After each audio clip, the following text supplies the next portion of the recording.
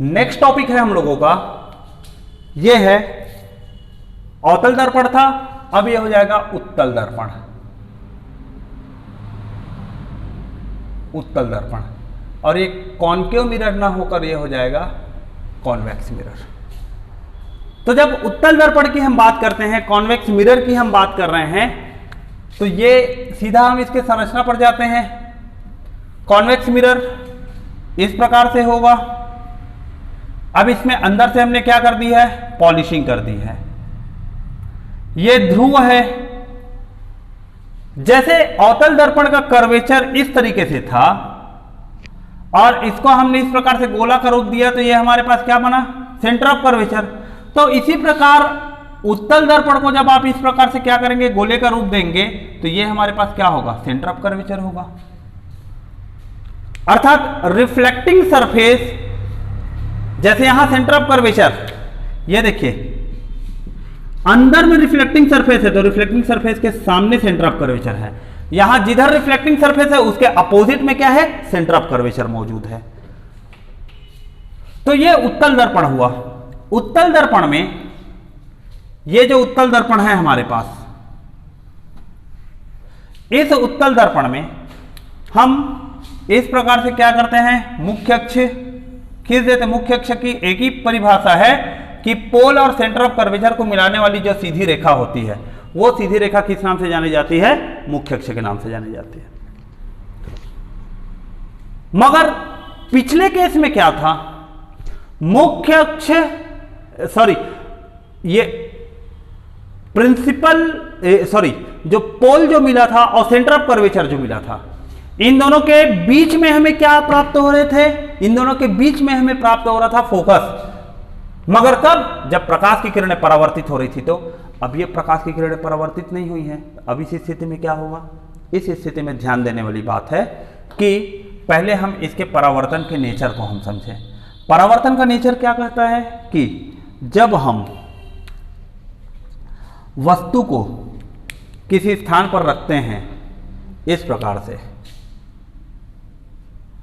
हमने वस्तु को इस स्थान पर रखा, अब यहां से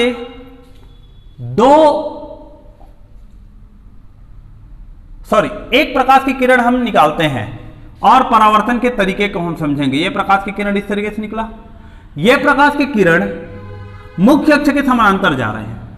अब हमें यह ध्यान देना है कि यह परावर्तन के पश्चात किस दिशा में जाएगी। दर्पण है, इसका मतलब यह दर्पण को एक क्रॉस तो नहीं करेगा किसी भी सिचुएशन पे। तो अब परावर्तन देखना है, तो परावर्तन के लिए क्या होना चाहिए, इस बिंदु पर एक, जिस पॉइंट पर वो टकरा रहा है, इस बिंदु पर हम क्या करते हैं, इस प्रकार से एक टेंजेंट लाइन ड्रॉ कर देते हैं। ये टेंजेंट लाइन क्या है, ये सतह हो गया। अब इस सतह पर क्या करना है, हमें अभिलंब खींचना है। तो इस बिंदु पर जो अभिलंब हम खींच रहे हैं इस प्रकार से, ये इस अभिलंब को जब हम आगे बढ़ाएंगे तो निश्चित है कि अभिलंब कहां से होकर जाएगा, सेंटर ऑफ कर्वेचर से होकर जाएगा, क्योंकि वक्र सतह पर खींचा गया अभिलंब हमेशा केंद्र से होकर जाता है। अब देखिए, प्रकाश की किरण जो अभिलंब के साथ जितना आपतन कोण बनाते आएगा, उतना ही परावर्तन कोण बनाते हुए इस बिंदु से क्या हो जाएगा, चले जाएगा। उतना ही परावर्तन कोण बनाते हुए ये इस पॉइंट से इस तरीके से रिफ्लेक्ट बैक हो गया। अर्थात देखिए, जितना एंगल ऑफ आई बनाते हुए आया, उतना ही एंगल ऑफ आर बनाते हुए यहां से क्या हो गया, रिफ्लेक्ट बैक हो गया। मगर प्रकाश की किरण दर्पण को क्रॉस नहीं किया और नहीं करेगा, क्योंकि ये दर्पण ऐसा है, अंदर में रिफ्लेक्टिंग लेयर लगा हुआ है, तो उसको क्रॉस कर ही नहीं सकता है। रिफ्लेक्ट करके उसको बाहर भेज दिया। अर्थात जो भी प्रकाश की किरणें आ रही थी, उन प्रकाश की किरणों को ये क्या किया, दूर भेजने का काम कर रहा है। जबकि यही चीज क्या था, जब हम इसको अवतल दर्पण में लेते हैं, जो भी प्रकाश की किरणें आ रही हैं उनको मुख्य अक्ष से मिलाने की कोशिश कर रहा है। जब मुख्य अक्ष से मिलाने की कोशिश किया, अर्थात इसको एक बिंदु पर मिला रहा है, तो इसको बोलते हैं कन्वर्जिंग मिरर भी कहते हैं। इसको कन्वर्जिंग मिरर के नाम से जाना जाता है, क्योंकि ये प्रकाश की किरणों को एक बिंदु पर मिलाने का काम करते हैं। मगर ये जो है, ये प्रकाश की किरण को मुख्य अक्ष से दूर भेजने का काम कर रहा है, इसलिए इसको किस नाम से जानते हैं, डाइवर्जिंग मिरर कहते हैं। ये जो पॉइंट है इसको सी, कन्वर्जिंग मिरर या डाइवर्जिंग मिरर की जो हमने बात किया, अब प्रकाश की किरण जो इधर जा रही है तो हमें क्या प्रतीत होगा कि ये प्रकाश की किरण इधर किसी बिंदु से निकलकर आ रही है। ऐसा लगेगा कि ये मुख्य अक्ष में स्थित इस बिंदु से ऐसे निकलकर सीधे सीधे आ रही है। ये इस पॉइंट से ओरिजिनेट हुआ, ओरिजिनेट होकर बिल्कुल इस तरीके से आ रही है। हम यदि अपनी आंख को इधर किसी पोजीशन पर रखते हैं तो ये हमारी आंख है इस स्थिति में, अर्थात ये किरण मुख्य अक्ष को प्रत्यक्ष रूप से तो नहीं काट रही है, मगर हमें प्रतीत हो रहा है कि ये उसको काटते हुए आ रही है। अर्थात ये किरण क्या है, अप्रत्यक्ष किरण है। तो ये बिंदु क्या हुआ, हमारा फोकस हुआ। हम वस्तु को दर्पण के सामने रखे हैं, हमारी आंख दर्पण के सामने है। इसका तात्पर्य यह हुआ कि हम दर्पण के पीछे के पॉइंट्स को नहीं देख पा रहे हैं। तो हमारे लिए तो चाहे F की बात करें या C की बात करें, दोनों आभासी बिंदु है। हमारे लिए दोनों के दोनों वास्तविक पॉइंट नहीं है। तो हमारे पास वास्तविक बिंदु सिर्फ और सिर्फ एक है, वो है ध्रुव। ध्रुव के आगे इस तरफ ना तो कहीं कोई फोकस है, ना तो कोई सेंटर ऑफ कर्वेचर है। हाँ, कुछ है तो सिर्फ अनंत है, इन्फिनिटी। तो हमें यहां इस दूसरी बात को भी ध्यान देना है कि इस दर्पण के सामने केवल दो बिंदु है, एक पोल है और दूसरा अनंत है। पिछले केस में क्या होता था, हमें फोकस भी ज्ञात था, हमें सी भी ज्ञात था, सेंटर ऑफ कर्वेचर, हमें अनंत भी पता था। तो वस्तु की 6 स्थिति बन गई थी, पोल और फोकस के बीच में, फोकस पर, इनके बीच में सी पर, सी के पीछे और अनंत पर। ऐसे करके हम 6 स्थिति ले सकते थे, मगर यहां तो ना तो फोकस है हमारे पास, ना तो सी है, सेंटर ऑफ कर्वेचर है। अब क्या करेंगे, तो उस स्थिति पर सिर्फ और सिर्फ 2 बिंदुओं को लिया जाता है। तो हमने यहां पर यह देखा कि इस दर्पण के लिए सी भी जो क्या है हमारे लिए आभासी है, और एफ की बात करें ये भी हमारे पास क्या है, आभासी है। तो वास्तविक क्या है, केवल पोल बस जो है वो हमारे लिए वास्तविक बिंदु है, बाकी और कोई वास्तविक नहीं। अनंत तो सब में रहता है और इन्फिनिटी हमेशा वास्तविक होते हैं। तो ये हमने देखा कि एक उत्तल दर्पण किस प्रकार से प्रकाश की किरणों को क्या करता है, परावर्तित करता है। परावर्तित किया, इसका तात्पर्य यह है कि ये मुख्य अक्ष से उसको दूर भेज रहा है। मुख्य अक्ष से दूर भेजा, इसका मतलब डाइवर्जिंग नेचर हुआ। हमने इतने रूप में इस प्रकार में क्या किया, इन चीजों को देख लिया। अब अगला महत्वपूर्ण बात है कि इसमें प्रतिबिंब रचना कैसे होगी। रचना का नियम बिल्कुल सेम है। प्रतिबिंब रचना का नियम जो हमने कॉनकेव मिरर के लिए पढ़ा था, सेम वही नियम कॉन्वेक्स मिरर के लिए है। अब इस पर 2 प्रकार की बस स्थिति होंगी प्रतिबिंब रचना पर।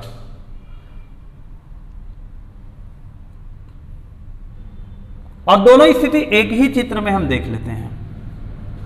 ये हमारे पास पोल है, ये पॉइंट फोकस है, ये सेंटर ऑफ कर्वेचर है। देखिए ये दोनों चूंकि आभासी बिंदु है, वास्तविक के रूप में नहीं लेना है, और इधर कहीं कोई बिंदु हमारे पास मौजूद है तो है अनंत। तो यहां क्या होगा, पहला बिंदु हम कहां लेते हैं, पहला पॉइंट कहां लेते हैं, वस्तु जब पोल व अनंत के मध्य हो। ये पोल है, ये अनंत है, इनके बीच में हमने क्या किया, वस्तु को रखा। अब इसे 2 प्रकाश की किरणें निकलेंगी। पहले प्रकाश की किरण मुख्य अक्ष के समानांतर जाएगी और दूसरे प्रकाश की किरण ध्रुव पर आएगी। बिल्कुल ये 2 प्रकाश की किरण जो हम पहले भी निकालते थे, वही 2 प्रकाश की किरण अभी भी हम निकाल रहे हैं। इनमें कोई अंतर नहीं है। पहले 2 प्रकाश की किरण जिस तरीके से निकलती थी मुख्य अक्ष के समानांतर, और एक प्रकाश की किरण ध्रुव पर आती थी। तो देखिए जो प्रकाश किरण मुख्य अक्ष के समानांतर आई तो हमें कैसा प्रतीत होगा कि वो प्रकाश की किरण फोकस से जैसे होकर जाती, बिल्कुल उस तरीके से क्या है, होकर जा रही है। ये हुआ पहला कंडीशन। दूसरा, ये मुख्य अक्ष से जितना कोण बनाते आएगी उतना ही कोण बनाते हुए यहां से क्या हो जाएगी, वापस चले जाएगी। अर्थात देखो ये दोनों प्रकाश की किरण एक दूसरे से क्या हो रहे हैं, डाइवर्ज होकर जा रहे हैं। तो हमारे आंख को क्या प्रतीत होगा कि ये प्रकाश की किरण भी इधर किसी बिंदु से होकर आ रही है, और वो एक दूसरे को इस पॉइंट पर क्या कर रहे हैं, कट कर रहे हैं। एक दूसरे को जिस पॉइंट पर कट करेंगे उस बिंदु पर क्या बनेगा, प्रतिबिंब बनेगा। ये पहला कंडीशन हुआ। ये प्रतिबिंब कहां बन रहा है, दर्पण के पीछे, पोल और फोकस के मध्य बना। दोनों किरणें दर्पण के पीछे की दोनों किरणें, ये हिस्सा और ये हिस्सा दोनों आभासी है, तो प्रतिबिंब भी क्या बना, आभासी बना। सीधा बन रहा है, वस्तु के आकार में छोटा बन रहा है। तो इसके बारे में हम लिखेंगे तो पहला पॉइंट क्या लिखेंगे, दर्पण के पीछे पोल व फोकस के मध्य बन रहा है, उनके बीच में किसी पॉइंट पर। दूसरा, आभासी प्रतिबिंब बना। तीसरा महत्वपूर्ण बिंदु क्या होगा, ये आभासी बन रहा है, सीधा बना और छोटा बन रहा है, सीधा बना और छोटा प्रतिबिंब बना। इस प्रकार से ये कब की स्थिति थी, वस्तु को जब हम पोल व अनंत के मध्य रखे थे, तो ये पहला कंडीशन हुआ। इसी का दूसरा स्थिति होगा कि वस्तु को जब हम कहां रखेंगे, अनंत पर, क्योंकि देखिए इधर कहीं कोई फोकस, कहीं कोई सेंटर ऑफ कर्वेचर जैसा बिंदु नहीं है, इसलिए हम 6 अलग अलग स्थिति नहीं ला सकते। हमारे पास केवल 2 स्थिति, वस्तु को पोल अनंत के बीच में कहीं पर भी रखो या वस्तु को कहां रखो, अनंत पर रखो। अब वस्तु को जब हम कहां रखेंगे, अनंत पर रखते हैं, वस्तु को जब हम अनंत पर रखेंगे तब इसके प्रतिबिंब कैसे बनेंगे,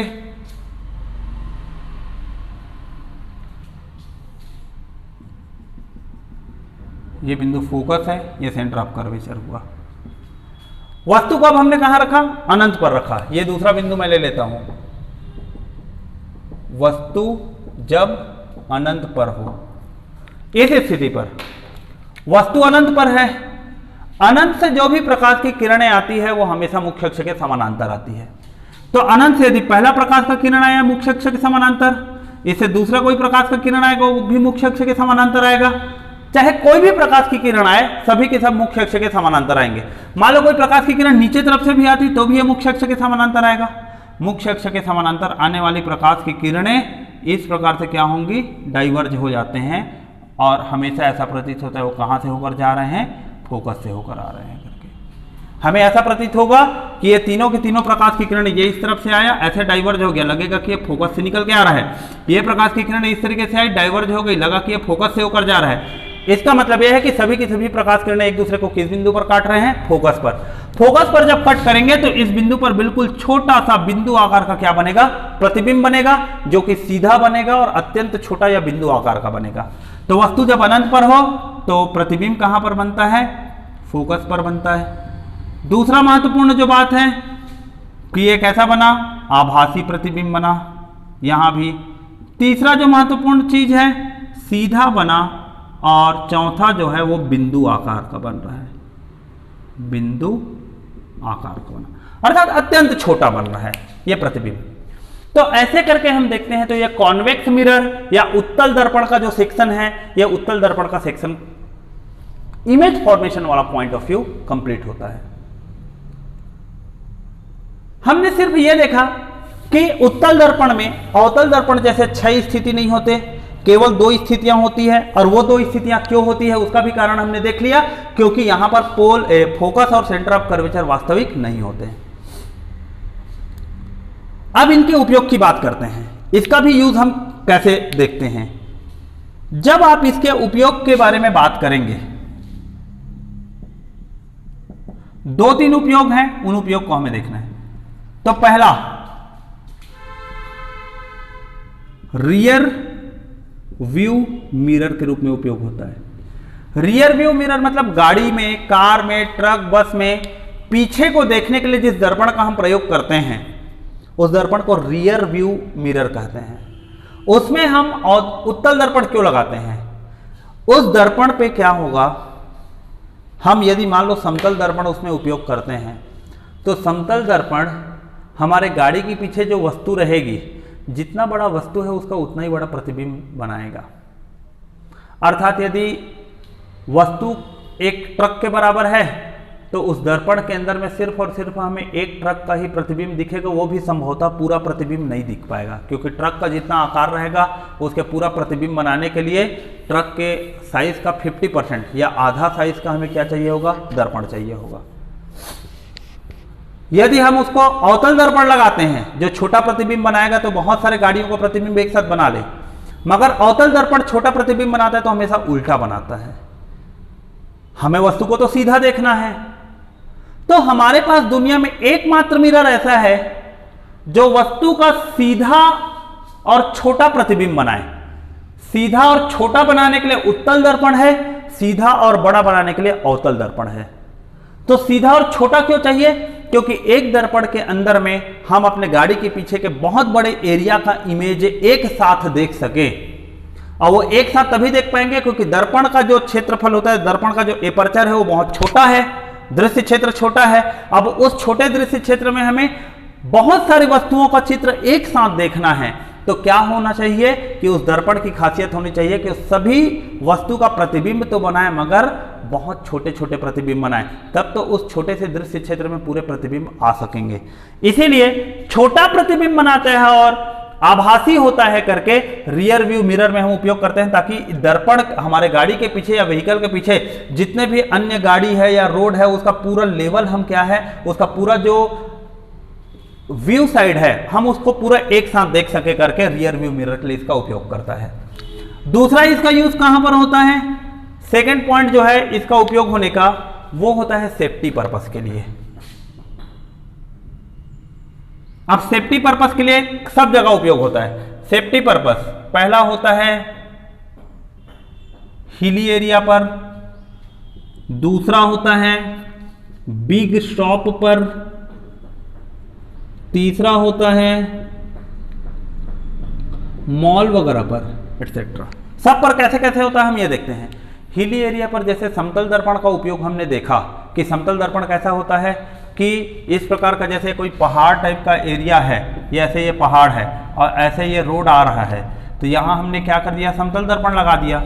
समतल दर्पण सामान्यतः कांच के बने होते हैं, लोग उसको तोड़ देते हैं, तो इसलिए क्या किया गया, उत्तल दर्पण लगाया गया। उत्तल दर्पण जो रहता है वो टीन प्लेटेड लोहे का बनाया जाता है, वो भी बिल्कुल स्टील के जैसे दिखाई देता है, रहता है स्टील नहीं है, वो टीन प्लेटिंग रहता है जो कि बहुत अच्छा शाइनिंग देता है। और चूंकि वो मेटेलिक बॉडी का बना हुआ है इसलिए शरारती तत्व पत्थर मारकर उसको तोड़ नहीं सकते। एवं उत्तल दर्पण है तो उत्तल दर्पण इधर से आने वाले व्हीकल को और इधर से आने वाले व्हीकल को, समतल दर्पण तो केवल छोटा सा दृश्य क्षेत्र में दिखा पाएगा, मगर उत्तल दर्पण जो है इस एरिया के पूरे चित्र को अपने दर्पण के अंदर दिखा देगा। अर्थात दोनों वाहन को, एक दूसरे गाड़ी के अलावा भी अन्य जो व्हीकल उस जगह पर मौजूद है वो सब भी दिख जाएंगे। तो ये हिली एरिया में एक्सीडेंट रोकने के लिए इसका प्रयोग किया जाता है। दूसरा है बिग शॉप में। बिग शॉप में किस प्रकार का प्रयोग किया जाता है, अब तो नहीं होता, पहले होते थे इनका प्रयोग। अब सीसीटीवी कैमरास आ गए हैं।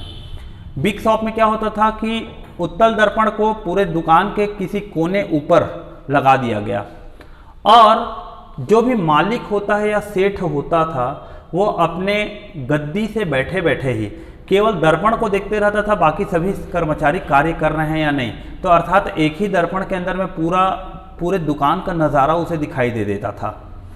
आज के डेट में इन चीज़ों के लिए क्या किया गया है, सीसीटीवी कैमरास लगा दिए गए हैं कि हर एक सेक्शन पे कैमरा लगा दिया गया और उसको बैठे बैठे अपने गद्दी से स्क्रीन से ही देख सकते हैं। तो ओल्ड टाइम पर, पुराने ज़माने में जब सीसीटीवी कैमरा नहीं थे तो उस वक्त बिग शॉप में हम क्या करते थे, उत्तल दर्पण का प्रयोग करते थे।